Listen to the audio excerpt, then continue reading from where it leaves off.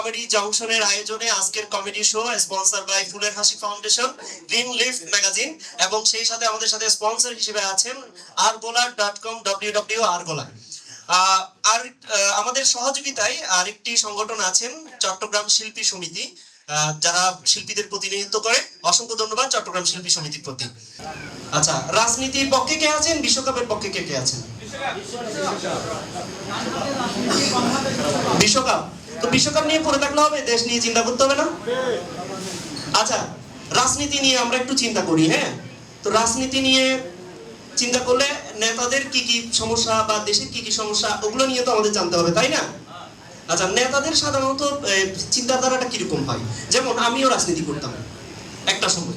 তো আমার নেতাকে আমি বিয়ের কার্ড নিয়ে গেলাম, দাওয়াত দিব, গেলাম যে লিডার আমার বিয়ে কালকে, আপনি অবশ্যই অবশ্যই আসবেন এবং আমার জন্য দোয়া করবেন।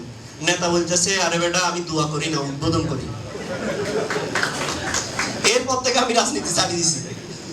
এখন মঞ্চে ডাকছি আমাদের তরুণ রাজনীতিবিদ, রাজনীতি নিয়ে যোগ বলবে আমাদের ইমন।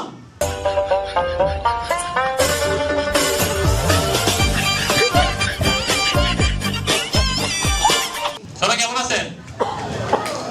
তো সবচাইতে বেশি টেনশনে আছি আজকে আমি। টপিক দিছে রাজনীতি, শোটা হচ্ছে চট্টগ্রামে। আর সবচাইতে দুঃখের বিষয় হচ্ছে আমাদের স্বরাষ্ট্রমন্ত্রী কিন্তু চট্টগ্রামে। তো বর্তমানে রাজনীতিকে একটু অস্থিরতা চলতেছে। বাজেট পেশ হয়েছে 2026 সালের। সবকিছুর মধ্যে বিদেশি সিগারেটের দাম বাড়ছে। সেদিন এক মুরব্বী হতাশ হয়ে বলতেছে, একটা সিগারেটের দাম 24 টাকা, মানুষ বাঁচবে কি কি? তো শুধু যে সিগারেটের দাম বাড়ছে তেমন কিন্তু না, ওই যে নিত্য প্রয়োজনীয় জিনিস সবকিছুর দাম বাড়ছে। মধ্যবিত্ত এবং নিম্ন মধ্যবিত্তদের তো অসহায় অবস্থা। এই অসহায় অবস্থায় পড়ছে আমাদের এক পাশের বাসার চাচা। তো উনি হচ্ছে জেলে গেছে নদীতে মাছ শিকার করতে, সারাদিন মাছ শিকার করে একটা মাত্র মাছ পাইছে। তো ওইটা নিয়ে সন্ধ্যায় চাচিকে দিচ্ছে রান্না করার জন্য। চাচি মাছ হাতে পাওয়ার পর বলতেছে, রেগে মেগে আগুন, মাছ আনছে রান্না দিয়ে, বাড়িতে তেল নাই, পেঁয়াজ নাই, নুন নাই, ইভেন এটা যে চুলাই দিব, বাড়িতে তো গ্যাসও নাই। তখন চাচা তো হতাশ। এখন দোষটা তো তারই, এই সংসারের যে নিত্য প্রয়োজনীয় জিনিসগুলো এগুলো আনতে পারতেছে না। হতাশ হয়ে ওই মাছটা নিয়ে আবার নদীতে চলে গেল। নদীতে গিয়ে ওই মাছটাকে আবার নদীতে মুক্ত করে দিল। তো মাছটা তো জান ফিরে পাইছে। তো জান ফিরে পাওয়ার খুশিতে মাছটা পানিতে লাফাইতে লাফাইতে বলতেছে, বিএনপি সরকার বারবার দরকার। তো রাজনীতির দিকে না যাই, আমরা ফুটবলের দিকে চলে যাই। ফুটবল বিশ্বকাপের মৌসুম। তো বিশ্বকাপ আসলেই সবচাইতে একটা আলোচিত বিষয় হচ্ছে হেক্সা মিশন। প্রতিবারে এরা হেক্সা মিশন নিয়ে আসে, প্রতিবারে ব্যর্থ হয়।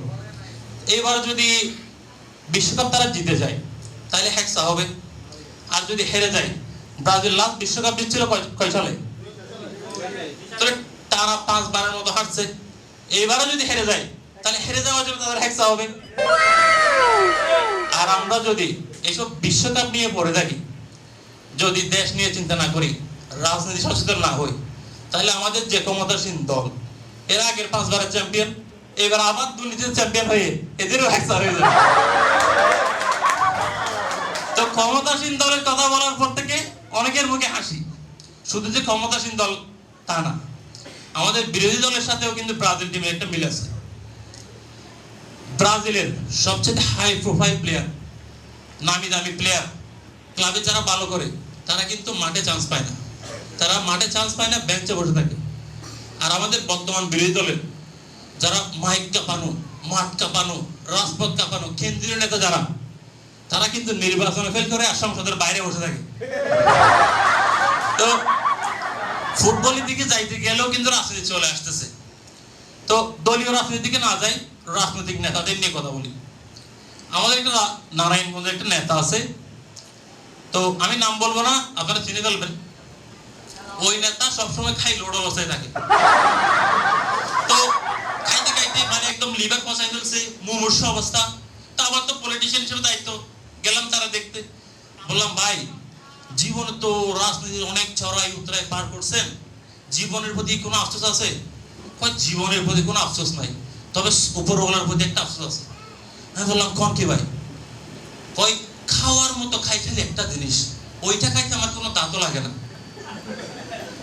সৃষ্টিকর্তা আমার 32টা দাঁত না দিয়ে একটা দাঁত দিত, আমি মাইনা নিতাম, কিন্তু লিভার খেয়ে 32টা দিল না। তা আমাদের দেশে আরো একটা পলিটিশিয়ান আছে, এটা আমি নাম বলবো না, আপনারা নাম বলে চিনে ফেলবেন। উনি হচ্ছেন পীর সাহেব।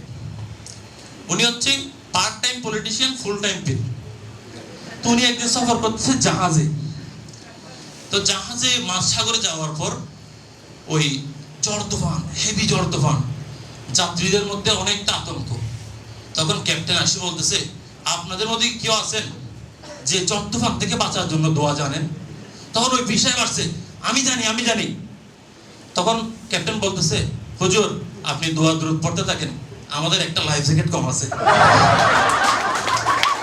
তো আমাদের দেশের রাজনীতির একটা কমন সমস্যা হচ্ছে, নিজ দলের নেতা যখন কথা বলে তখন খুব খুশি লাগে, আর যখন বিরোধী পক্ষের নেতা কথা বলে তখন হাসি পায়। তো এর থেকে আমরা কি বুঝলাম? আমরা বাংলাদেশের জনগণ হাসি এবং খুশিতেই আছি। তো বিদেশের রাজনীতি, উন্নত বিশ্বের রাজনীতি এবং আমাদের রাজনীতির মধ্যে কমন একটা পার্থক্য, এটা মেজর পার্থক্য। সেটা হচ্ছে উন্নত বিশ্বে যুবকরা দেশ চালায়, আর যারা বৃদ্ধ আছে তাদেরকে পেনশন দেয়। আর আমাদের দেশের অবস্থা দেখেন, সব বুড়োরা দেশ চালায়, আমাদের যুবকদের দেয় pension. Thank you, that's my time.